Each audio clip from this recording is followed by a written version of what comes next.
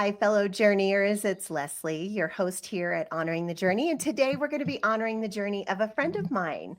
His name is Peter Fenton. And Peter is not only a friend who I met because of Survivor, which we'll get into, but also he's a playwright. He's a screenwriter. He's based in Philly and New York. He's been off Broadway on the film circuit.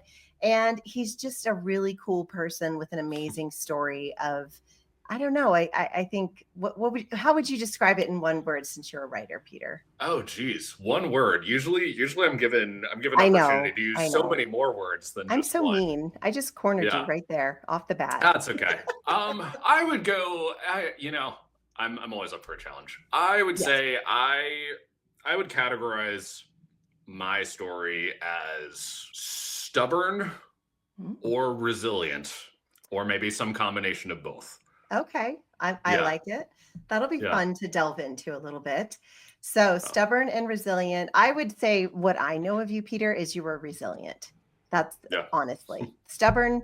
I think you kind of have to be a little bit in order to yeah. start stepping away from some like very, very deeply ingrained indoctrination. But I think hmm it serves you well. Sometimes we Yeah. give stubborn like a really bad Stubborn, I feel like normally has a negative negative. connotation, Yeah. Yeah. but I don't view stubborn as a bad thing Same. 100% of the time. It depends on to what end are you being Mhm. stubborn. And are you willing to listen at all? Yes. Yeah. Yes, gotcha. Yeah. Awesome. Well, Peter, let's start out. Let's talk a little bit about your childhood. Okay, when you were growing up, what was one of your favorite games to play? Games to play. Ooh, that's a good question. I loved playing. I loved playing video games, right? Yes, So of I course. grew up in a Nintendo household, of course.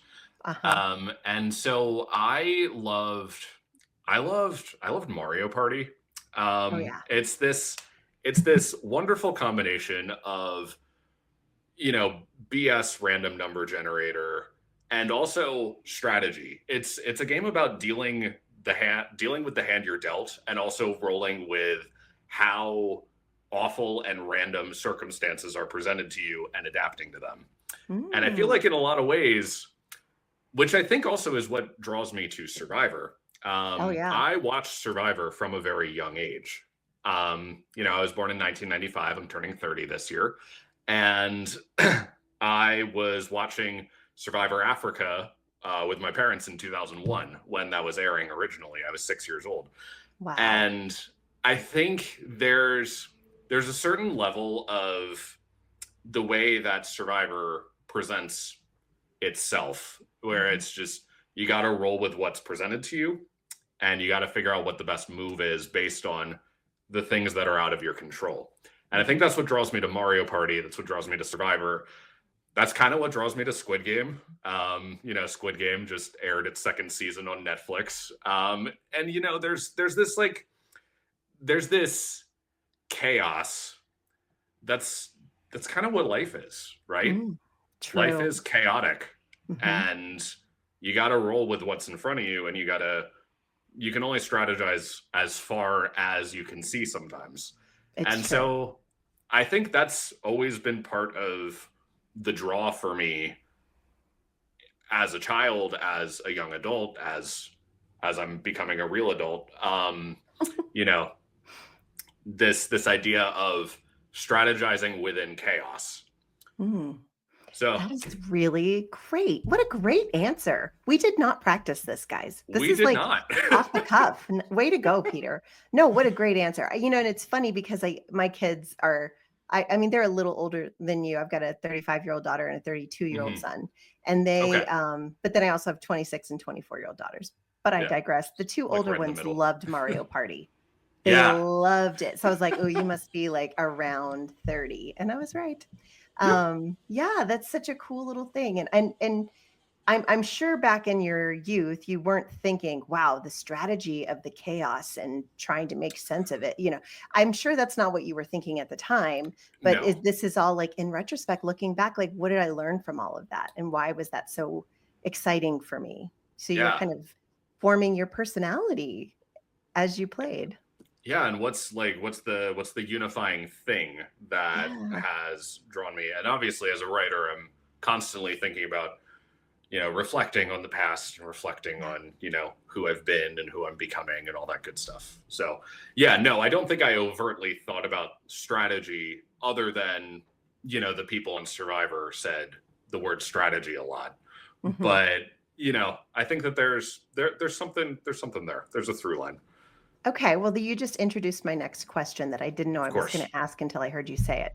So tell me the difference between who you used to be and who you're becoming. Well, it's interesting because I would say, honestly, 30-year-old, 29, approaching 30-year-old me has so much more in common with 5 to 10-year-old me than anything I resembled at like 16, 17. Right? Really? Yes. Okay, I so would please say, explain. Please yeah, explain. my Yeah. journey has been becoming who I was as a child, just as an adult, Oh, that's precious. you know? I love And that. I I don't know if that's helpful for everybody, but it's been helpful for me in thinking about what is true, what is real about myself, right? And I think when or at least in the context that I grew up in the household I grew up in, who I was at 5 to 10. I mean, I'm a big fan of my parents. We're big fans of Jim and Beth. Yes, we are. They were the types of parents who really listened to their kids. Myself and my two siblings, we all went in very different professional directions, very different personal directions. But the thing that's consistent is my parents always were child first. They like if the kid wanted to do something, they encouraged us to honor our commitments, but they encouraged us to commit to the things that we wanted to try, right? Mm, And so there wasn't so much pressure on, well, you're a boy, you must do this from my right, right. parents. Mhm. That I think a lot of people who grew up in evangelical land wouldn't be able to relate to, you know? Yes. But, my parents are cool. They're just very open, loving Christian people, Mhm. which is great. What what happened though, so like I think in the context of my childhood, I was very much able to be exactly who I was made to be, right? And Wow. there wasn't judgment on that. It was just like, oh, Peter wants to take acting class. Great. Peter's not interested in sports. Great. That's fine. That's all good. Let's take him there. Let's have him commit. Let's have him, whatever. Um but what happened was we moved to small town Pennsylvania when I think when I turned 7, we moved to Lancaster County, Pennsylvania. Which Lancaster County, Pennsylvania, I don't want to shit on Lancaster. It's a Yeah, nice yeah, hometown, of course. but it's a lot of the people around me had different childhoods than I did. They came from that. A lot of my friends at school were very much, well, I'm a boy, so I'm into sports. I'm a boy, I do things that a good Christian boy does. Very, very heavily Christian in the community that I grew up in. In Lancaster County, Pennsylvania, there's a lot of influence of the Amish and the Mennonites Oh, um, wow. on Okay. on just like culture in general. Mhm. And so what you end up seeing in Lancaster County is a lot of conservative evangelicals, and the Amish and Mennonites are much more. They're kind of isolationist, so I didn't actually know that many Mhm. Amish or Mennonite people. Mennonite actually is a much larger denomination. I knew plenty of Mennonites, but there's high variance in when most people think Mennonites, they think Diet Amish, but Mennonites have a whole spectrum. Where was I going with that? You were just describing Lancaster County. Yeah, Lancaster Yeah, yeah, County. yeah. And so there were just a lot of traditional views on gender. There were a lot of traditional views on God said it, I believe it, that settles it, that type of thing. I remember saying that. Yeah. Those are the opening words of my play, Abandon All Hope. Oh, Um, nice. yeah. The but so as you become a teenager in any childhood that you grow up in, you want to rebel against your childhood, right? Yeah. Like you want to draw some kind of line in the sand, like that may be who my parents think I am, but I'm going to do something else. And I feel like my version of teenage rebellion was embracing a very narrow view of humanity, of the Bible, of God. And my whole thinking was, well, my parents aren't real Christians. Let me go be a real Christian like all my friends at school. Let me get really involved in conservative evangelical youth group. Pause. I need to Yeah. ask, what makes one a not real Christian?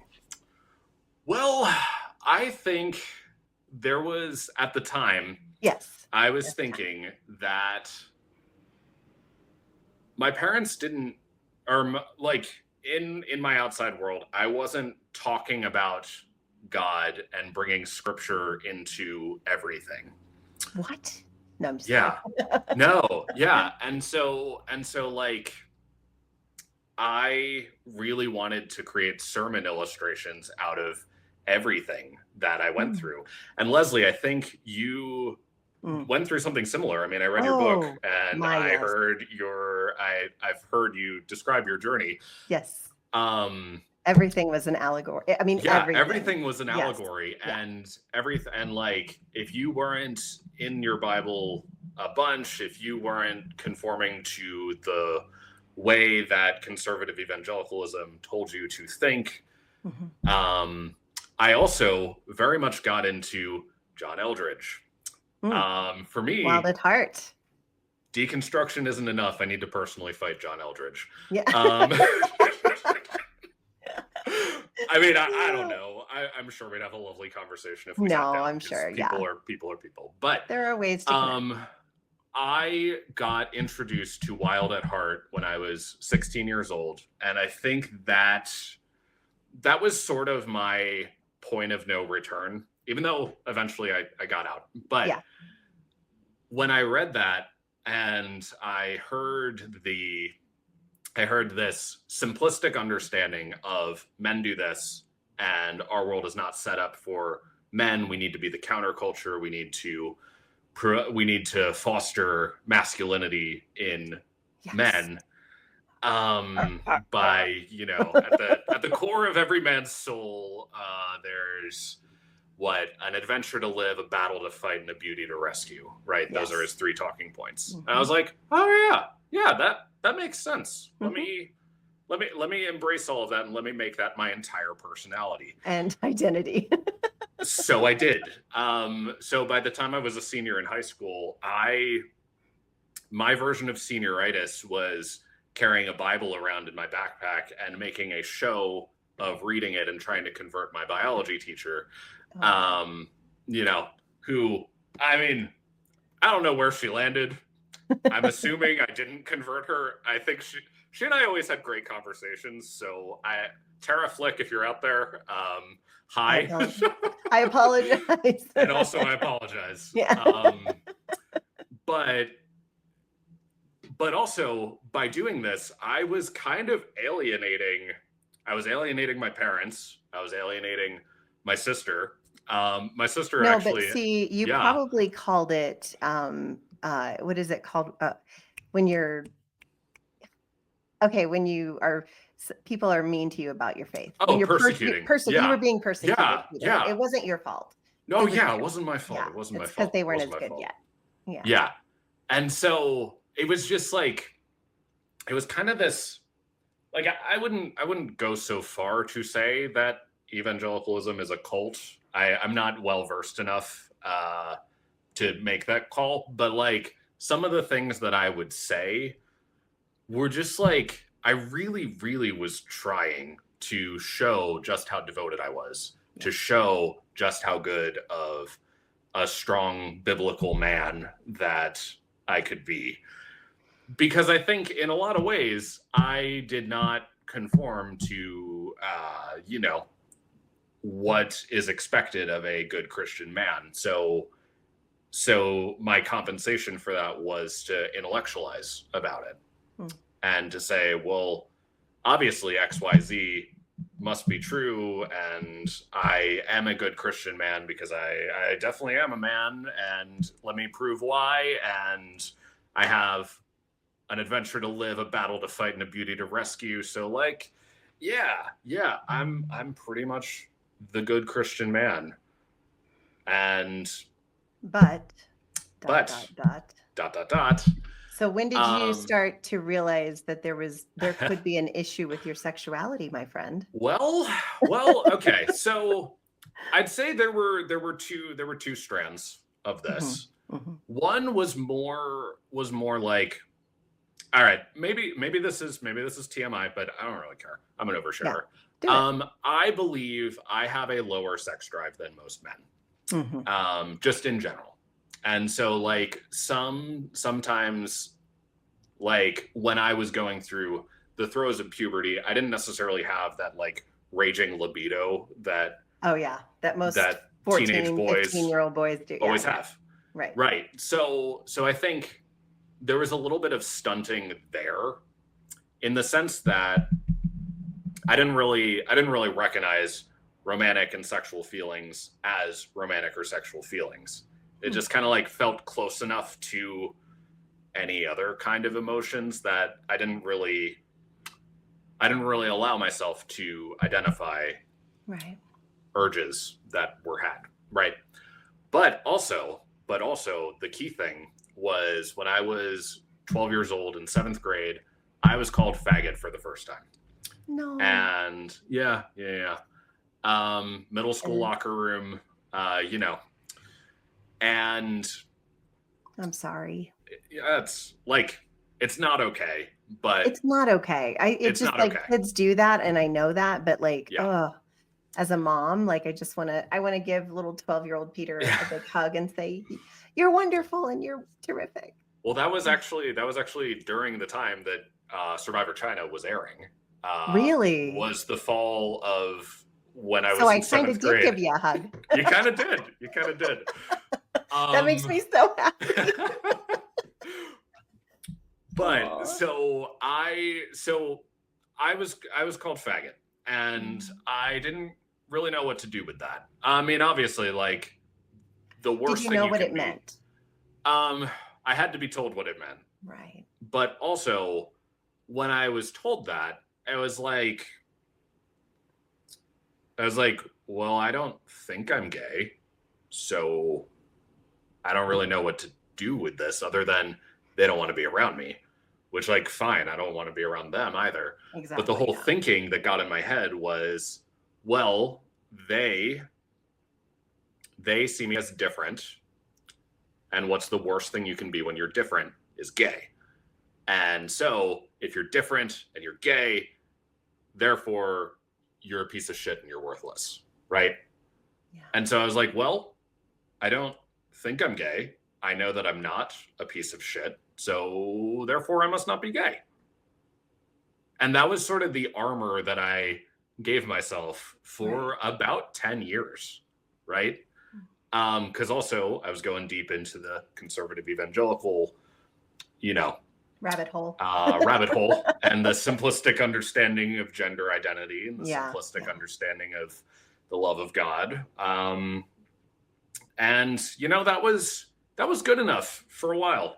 And because I didn't have a super high libido, I didn't really notice that the feelings I had for boys were any different. And I didn't really feel anything about girls, but I just kind of felt like people exaggerated romance when they talked about it.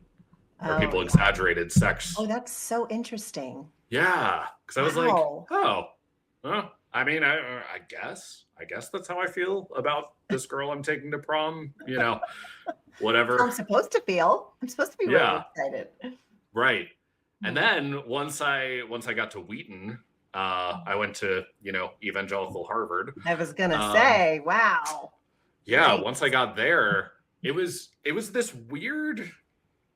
So like there was a constant discussion of sex and sexuality and like feelings that the other guys on the hall had for girls.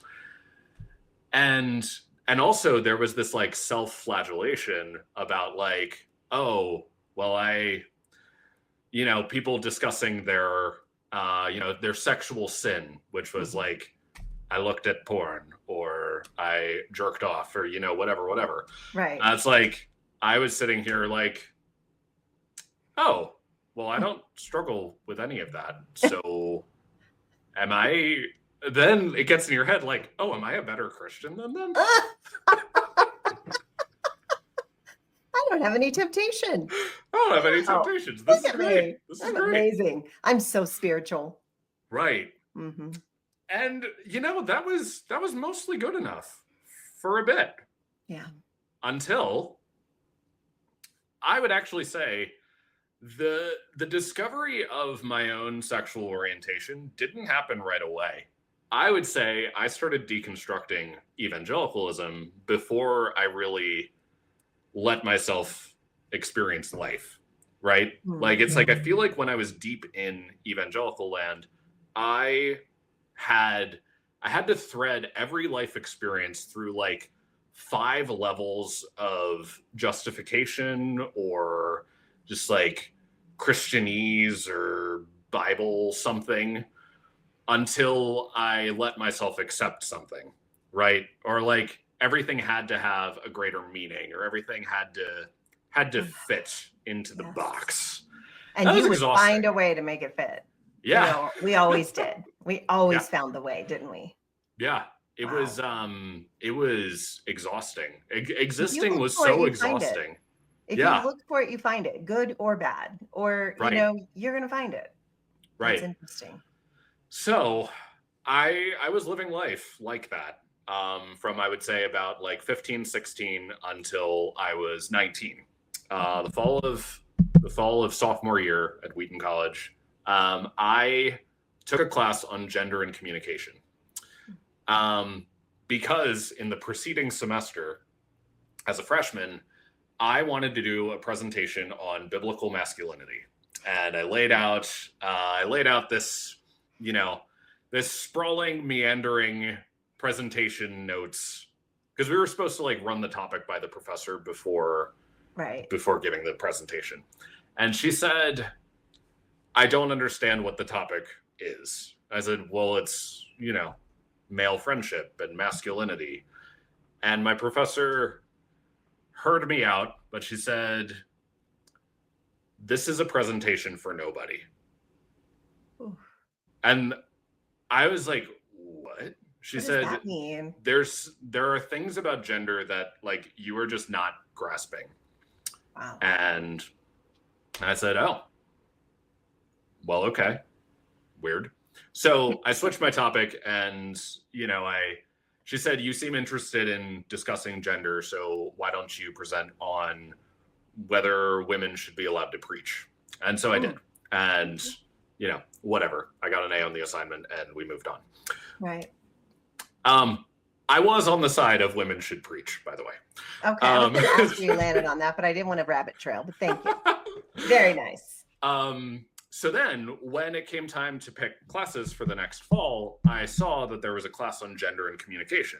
I was like, oh, this should be interesting, because like, perfect. If there is something for me to learn about gender that I'm not grasping, let's dive in. Let's figure it out.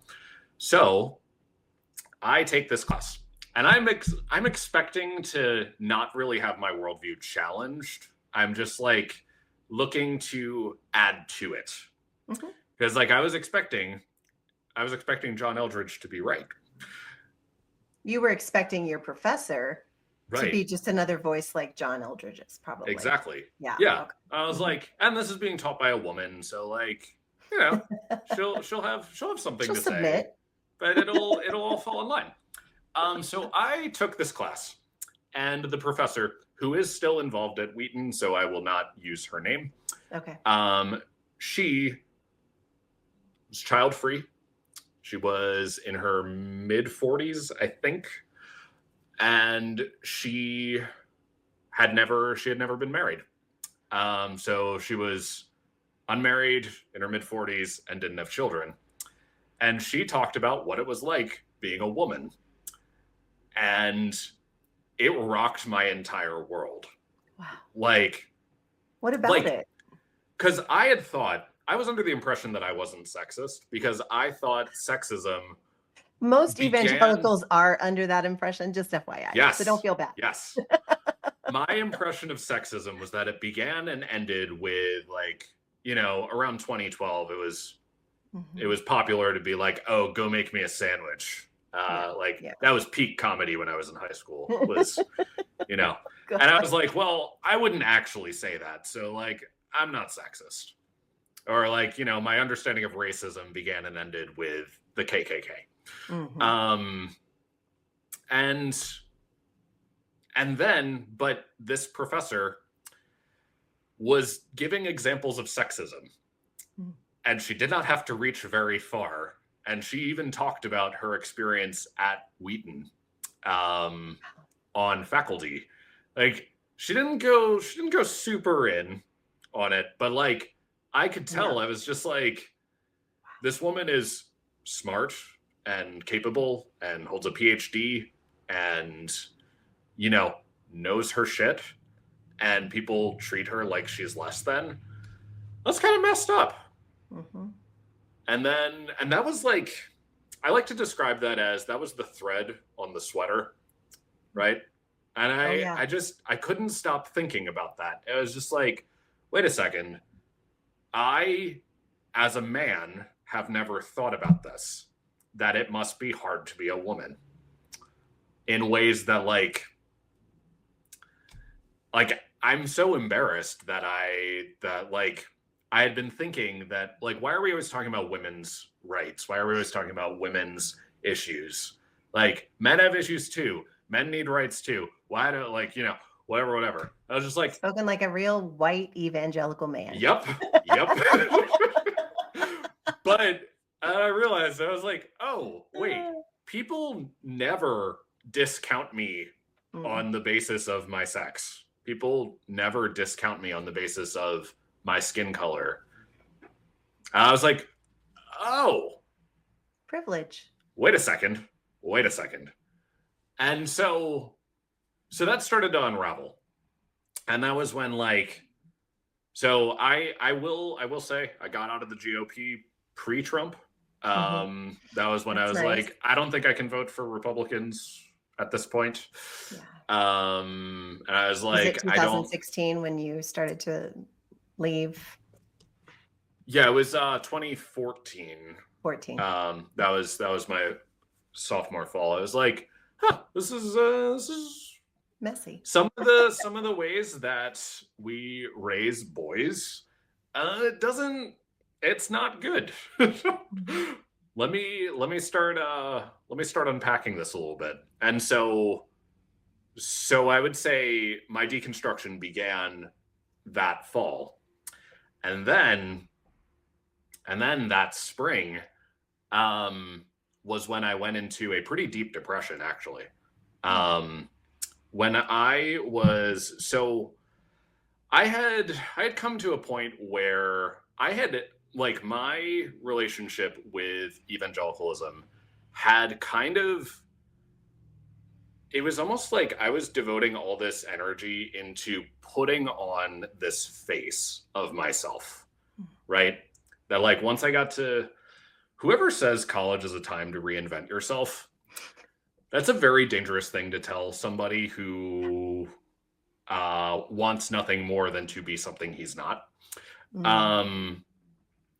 I went to college putting on this evangelical face, right? This perfect, straight, white, evangelical, John Eldridge approved, wild at heart.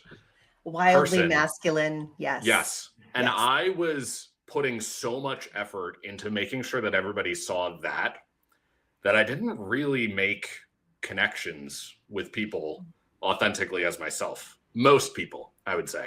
There were a few, and they remain my friends to this day. But Of course, yeah. to most people on campus, I was putting on this face, and I also wasn't that interested in getting to know other people because I don't have the bandwidth to do that. If you're constantly trying to put up a certain face of yourself, you just don't have energy to get to know anybody. You have no energy to meet people where they are. And I came to realize that when I was a sophomore spring at Wheaton College, I had it's a whole story. I don't know how much time we have to go into the specifics of the social politics that happened, but basically, there was a 7-person campus house. There was a 9-person friend group, and I found out that not only was I not in this 7-person group, it was not discussed with me ahead of time. Nobody had thought to talk to me ahead of the decision being made. Like, the decision was made and I was not involved in this. And these were people you thought were your best friends. These were people who I thought were my best friends on campus. Wow. And it was just like this smack in the face. Like, if you want to talk about, getting voted out, that's I don't want to talk about that. No, yeah. But it was this I had just realized in that moment, while I recovered and, we figured it out, but I realized, oh my gosh, I don't know who I am anymore. It was this moment of realizing I had been rejected by this group of people. And for whatever reason. Why? Did you figure out why they didn't involve you, or? Well, I mean, if you just look at those people, they were never people who were going to be my best friends. Right. They were people who I just really wanted to be liked by. They were into fantasy football. They were into, they were econ majors, it was just like a type of person who I can get along with, but they're not my people. Mm-hmm. Right? But it was this warped sense of finding my place in the pecking order that I was like, I want to be like those guys. Mm-hmm. That's but so I never Mm-hmm. Yeah. I do. But I had hit a breaking point and I was like, I know that I can't keep living like this. Yeah. So there's gotta be, if I'm going to keep living, which yes, we did contemplate not. Oh, wow. If I'm going to keep living, there's got to be a better way because this is no longer working. This can't work. Do you ever knew who you were? Do you think this is the first time that because you said, I don't know who I am anymore, but do you think you ever really did? I think I did. You did? Because I wrote my first play when I was 14. And I just thinking about who I was in, or even just looking back on when I was in 5th grade, right? Which was obviously a couple years before I was 14, but of course, yeah. Just who I was at 5th grade, that kid knew who he was, right? Before society tried to tell him who he was. I've always been very, I've always had a sense of humor. I've always had a way with words. I've always, I've never had problems with doing whatever I felt like doing, right? And at that point in my life, I really just wanted to belong somewhere when I was in college. And in that forcing myself to try to belong somewhere, I had really divorced myself from who I really was, right? Man's rejection was God's protection. I would say so. Yeah. And I mean, I used to say that all the time in evangelicalism. Right. I still believe it. I still believe that when people reject us, it's because God, the universe, whatever you call Hmm. God or the divine, whatever you do, I believe that is a way of helping lead you in the right direction. I really do. Absolutely. And that sounds like what it did to you. But it sounds like you weren't quite ready for it. And so it led to a little bit of depression. So, Yeah. Yeah. oh No, I gosh. mean, it was like I literally had to ask myself, what do I like doing?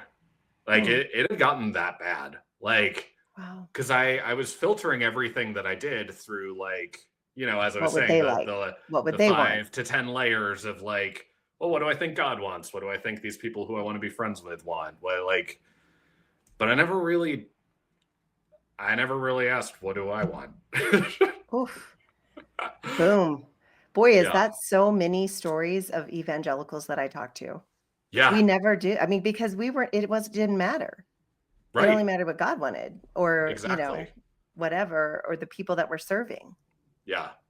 So I started going to therapy that semester, Mm. and a real therapist, not a biblical counselor, not Okay, yeah, anything like yeah, that. My parents knew to send me to somebody off campus, yeah. somebody that whatever.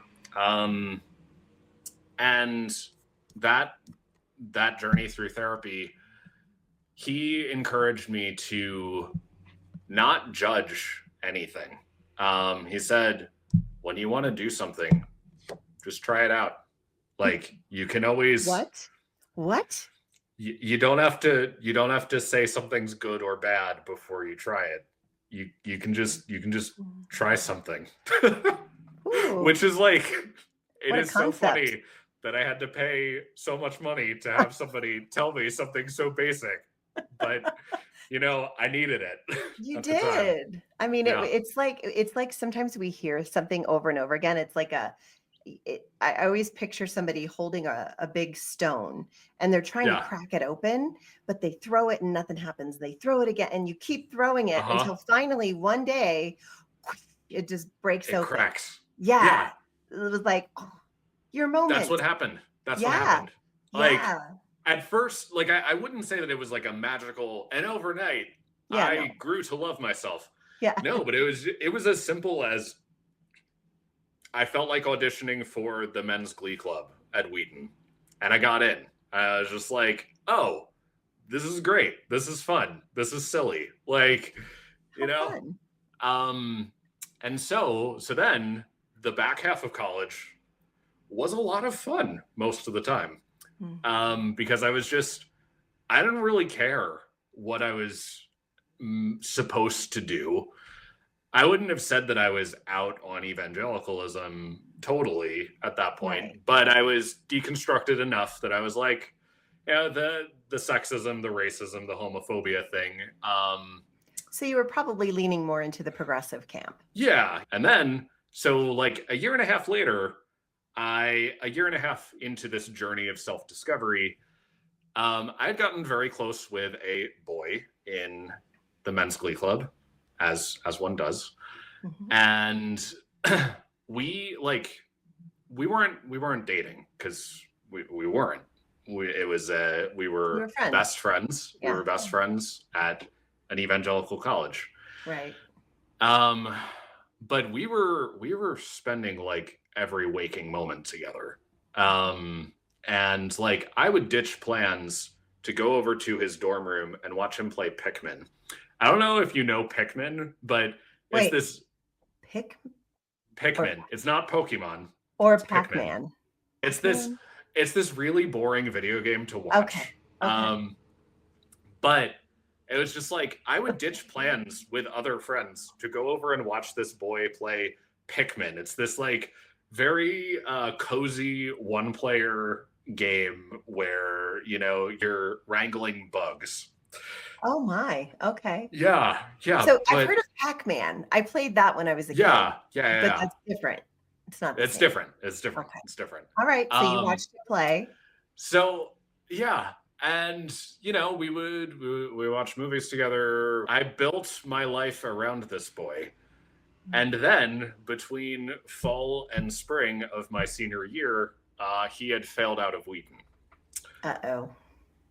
And I went into this, I wouldn't say depression, because I know what depression is, because I had gone through it 2 years prior. But I didn't want to get out of bed. I didn't want to do anything. And You were sad. yes. And then I realized, wait a second, is this heartbreak? Did I love him? And it was in letting myself think that I was like, wait a second. Wow. And then I looked back on the last 10 years of, because I was, 21 at the time. So the last 10 years that I've been pubescent, if you will, I was like, oh, what? Wait a second. Everything makes sense now. Because I was like, all of these strange interactions that I've had with other boys, now everything makes sense. You had never even considered this before. I never considered it. I didn't let myself consider it. That's right, because it was against John Eldridge. Yeah. It was against John Eldridge. Yeah. So if it happened from ages 16 onward, it was against John Eldridge. And also, if I turned out to be gay, the assholes won. Thinking back to 7th grade locker room. Yeah.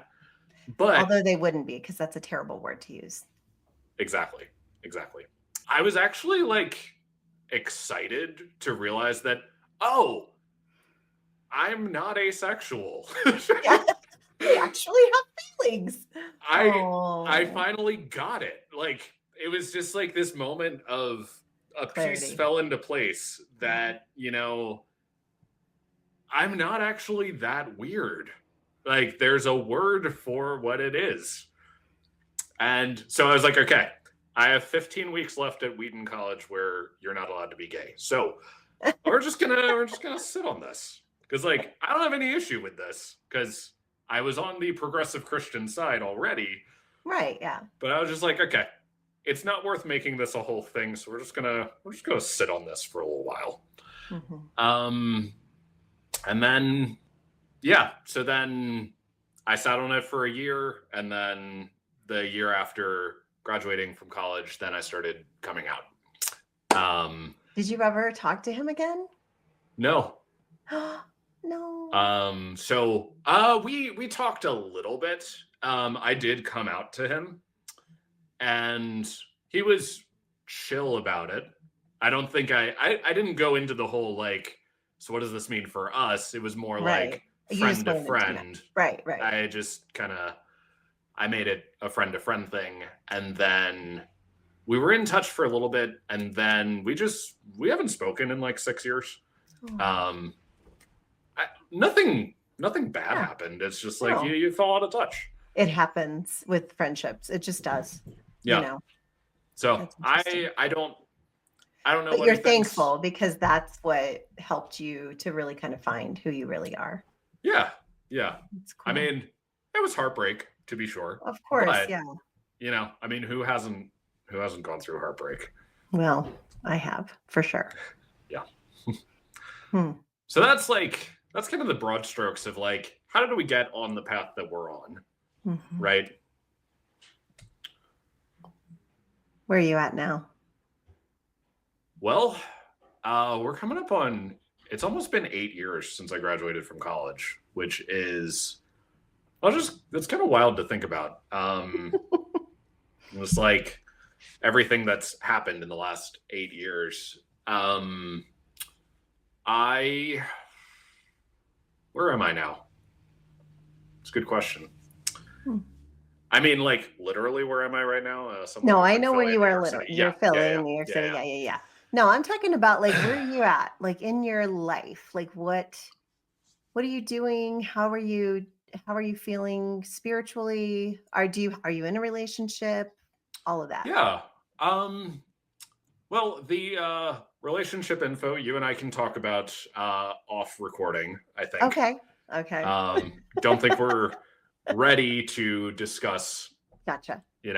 But I would say right now where I'm at is I like to make people laugh and think. That's what I do. So I feel like that's always been who I was meant to be. now I do it professionally. So I think I've been on the journey that I've been on to get to a point where I have more empathy than I had before. I have a wider view of, what a good person can be. And I'm trying to be the good in the world. I'm trying to be part of the, you know, if there is such a thing as good and evil, which, to an extent I believe that. Oh yeah, of I want course. to be making the world a little bit more like heaven than Mhm. more like hell. I feel like that's all we can really do, right? Yeah, yeah, no, it's true. So I would say, as far as like where am I spiritually, I it's interesting because like as we've now for the listener at home, we have Leslie and I have had I think 3 different times we've tried to have this conversation. Yeah, yeah, we have. And just based on like logistics and complications, it just made sense for us to do this. But now it's been almost a year since the first time we had this conversation. I would say I am more spiritual now than I was a year ago. Hmm. I would say that there definitely is something out there. The best name I have for it is God. And I believe that that is a loving force. And I mean, no matter what, I value the teachings of Jesus. Hmm. So, like, I do try to live like Jesus. I try to love people the way Jesus was said to have loved. And if there is a God, which I believe that there is, I believe that God is loving. That's about all that I'm willing to 100% say that I believe. No, You I love know, that. No, I think that's perfect. And I yeah, actually kind of feel the same. I feel, very much the same. yeah, God is, I am not an atheist. A lot of people are like, they leave religion, they're like, I'm an atheist. I'm like, well, I yeah, would say I am an atheist to the God that I was taught about. yeah, The judgmental, kind of angry, mhm, uh, you know, scary God. yeah, And it's funny. I posted something the other day, and a friend of mine who I really love and respect, said, "The way is wide to destruction." And I'm like, "Oh my word!" Like it's just never going to end, is it? Like there's always going to be people who don't see life the way that you do. How do yeah. you handle things like that, Peter? Are there still people that try to do that in your life? You know, not really.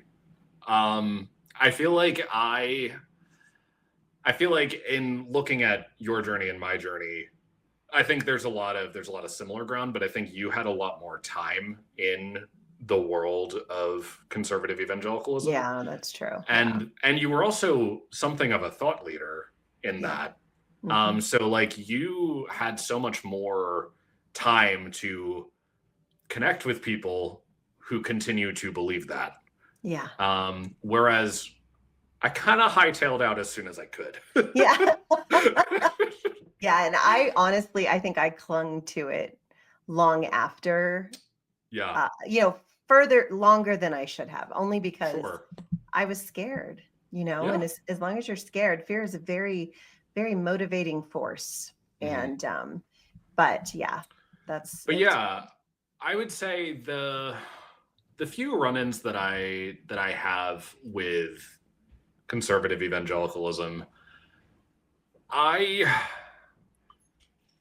and I mean maybe I have immense privilege to be able to not immediately invite a fight. Um yeah, I because definitely I don't like to fight. Oh, I I kind hate of it. there's a kind of like a Pete Buttigieg type of vibe to me in that Hmm. like Pete Buttigieg I think is a gay person that conservatives can have some level of respect for in a Hmm. lot of ways. Yeah. So like I feel like to the few people who are committed to misunderstanding me or misunderstanding, the wider world outside of them, the very least I can do is the very least I can do is engage with them as a human being. Hmm. And you know, be willing to listen, pushing back only when 100% necessary. I'm trying to figure out I don't know if what there that is ever is. a time that's necessary because they're Right. not going to change. All I said Right. to her was, I love you. That's all I Yeah. could say. I love you. You know, I mean, you may think I'm on this wide road to destruction, but Mhm. that doesn't affect my life. You know what I mean? Like, I still love you. And I haven't changed. Yeah. Just some of my beliefs have. And Mhm. you start to realize very quickly who loves you for what you believe and who loves you for who you are. Right. And so it's actually been, again, man's rejection is God's It's protection. God's I protection. don't need that in my Yeah. life. I don't need people who don't just let me be who I am. Mhm. Um, and I know that they're convinced that them confronting me about where I'm at is because they love me. I know that Mhm. that's what they believe, but it doesn't Yeah. feel like love. It doesn't. Yeah. It really doesn't. I've been subject to what I like to call the evangelical wall of text, Mm, as if somehow saying all of these words is going to convince me that I'm wrong. mhm, Um, some people do come out of the some people have come out of the woodwork. Not in a while, but like as recently as maybe like 2 years ago, I mhm. received a direct message, evangelical wall of text, like, you know, Bible verses and Yeah. Well, boilerplate because language. you're not allowed to argue with a Bible verse. Right. I was taught that. Yeah. Always end it with a Bible verse because Always end it with a that Bible they verse. can't argue with that. And it's Yeah. like, oh, okay. It's like clearly with some people who go out of their way to send, you know, the wall of text. Um, nothing I say It's gonna work. is Yeah, gonna that's come right. through. Also, if I was never close to them, like if I feel nothing about this Mhm. person, for lack of a better term, I do believe in sometimes blocking Yeah, is the most loving thing to do. I agree. And I've said that to people. I actually told a woman who I loved. Again, I love these people so much. I'm so Hmm. sad that they can't have a relationship with me now. But Yeah, I said, I'm going to block myself from you because yeah, I feel like I am upsetting you. And uh huh, that's never my intention. I don't want to make you miserable. I don't want to make you upset. yeah, And so then I pushed block on her. So really I blocked her, but I made it sound like I'm blocking myself from you hmm, so that your mental health is better. yeah. That's a love. That's the loving thing to do. It's a loving thing to do. Yeah. Um, Wow. so What a journey, my friend Peter. And so let's tell our friends really quick, like how we met. oh, sure, You were yeah. watching Survivor China in 2007. When I was 12 years Um, old, yeah. he was 12. Little Peter. I love it. So tell the story. I think it's so So cute. okay, yeah. So I was 12 years old, and I was watching the premiere of Survivor China, and Leslie. I mean, you're a bit younger than my own parents, but there was something that like. I mean, I always loved the mom characters, like, you know, Tina Yes. Wesson and T Oh Bird yeah. Cooper, and you know. Yes. So like I'm a sucker for a mom on Survivor, Denise Stapley, you know. Yeah, yeah. Um, but so but then when I saw this welcoming ceremony, even though it was explicitly said this is not a religious ceremony, Right. it's a cultural welcome thing. I was as a young evangelical Christian, I was like, oh, this is weird that they're asking them to bow down. And then I saw you walk out, and I was like, you know, I feel like I would do that. Mhm. And then you stated your reasons, and I was like, I get her. I Mhm. get this woman. She stands by what she believes in, and like she's not just saying I love Mhm. Jesus, I'm a Christian, I'm, you know, whatever, but she's actually like doing something about it. And it was Yeah. this opportunity to see somebody standing by what she believes in and being like, I get her. Like Mhm. there just seems to be something that I get about this woman. So okay. So then, just file that in the back of your head, you're voted out 2 episodes later, whatever. Yeah. But then we fast forward to the year after my depressive spell, and I was just embracing things that I've wanted to try. I decided, okay, I'm going to try applying to be on Survivor. So I send in a tape, and this is like January 2016. Mhm. I actually get contacted by casting because they liked my tape. And I was like, oh, okay. So then I go out of my way to look up former survivors, trying to just kind of like do some like not networking, because I was told explicitly not to talk Yeah, to anybody exactly, about yeah. the fact that I had gotten interest. But I connected with a number of people, like T-Bird Cooper to this day is a friend of mine. Like, Mhm. but I remember I found you at that time, and this was like during the rise of Trump. And I was noticing that, oh, I'm reading between the lines of things Leslie's saying. And I'm like, I still get her. I knew I wasn't wrong. We're both evolving a little bit. Oh, Yeah. wow. But we Yeah, couldn't yeah. really talk about it because I was at No, it was Wheaton and so hard. you had a blog, you know? Yeah, it was Yeah. tough. Oh, But I that was remember we hard. traded emails and it was just like, okay. Mhm. And then over the last 8 years, you and I have just kind of watched each other evolve Blossom. into Yeah, the beautiful post evangelicals that we are. yeah. Oh, I love that. That's a beautiful way to say it. Yeah.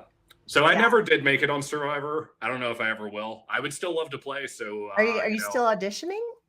I didn't send in a tape this year, but I've been Peter. really busy. It's Okay. been All right. like I'll let it it's been good slide. busy. It's been But good you busy. can't get picked if you don't audition. And that's for Exactly. anybody listening. If you want to be on Survivor, they will not call you unless Yeah. you audition, Okay. unless you're like some kind of big shot, which Maybe I'll go shoot a video after we hang do up. it. I Okay. double dog dare you. Now you Sounds have to good. do it. So, Now I guess I have to do it. well, thank you for sharing your journey with us, Of Peter. It was course. really encouraging. I think there are probably more people than you realize who just needed to hear your journey. Yeah. People who are kind of wrestling with who am I? Hmm. And, wanting to know that answer. And, now that you have figured out, I mean, I think we figure out who we are our whole lives. I don't think you know exactly who you are yet. No. But Yeah. how would you describe yourself now? I I would actually go back to the way that I brand myself professionally. I would say that my goal in life is to make people laugh and think, Mm. right? Like I think that that's the motivating thing behind just about everything I do is how can I create more laughter and more critical thought in the world? Mm. And if I've done that, then I think I've done my job. So, Beautiful. and I channel that through my writing. So of course, being a writer, being a director, producer, like those things, I do hold pretty highly in association with my identity. But I don't know. I mean, like that work isn't only done on the screen or on the stage. Like we're Yeah. doing it right now. I hope Yeah, that we are. I'm making some people laugh and think through Yeah, this conversation that we're having. Um, so that's who I believe I was made to be. Someone who I makes love people it. laugh and think. Well, I love it. And you definitely make me laugh and you make me think. So I love you for Yeah, that. Thanks, Peter. And I I love you too. honor your journey. I honor your life. I am so thankful that our paths crossed so many years ago. Yeah, Thanks for watching my season and for of course. being supportive of me. And you know what? It's funny. People tell me all the time, well, or ask me all the time, like, would you do it again? Would Yeah, you would you bow or would you not bow? Like where, yeah, are you such a heathen now that you would bow?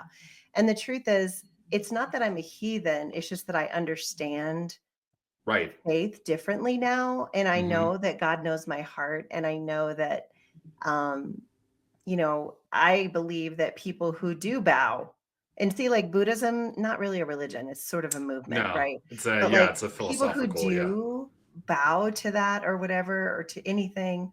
They're trying to connect with who they believe God is. They're Hmm. not trying to turn their back on the real God. They don't know that that's all they know. And Yeah. so I start to understand that. I'm like, in a way, it feels more respectful to just do Hmm. it, at Yeah. this point.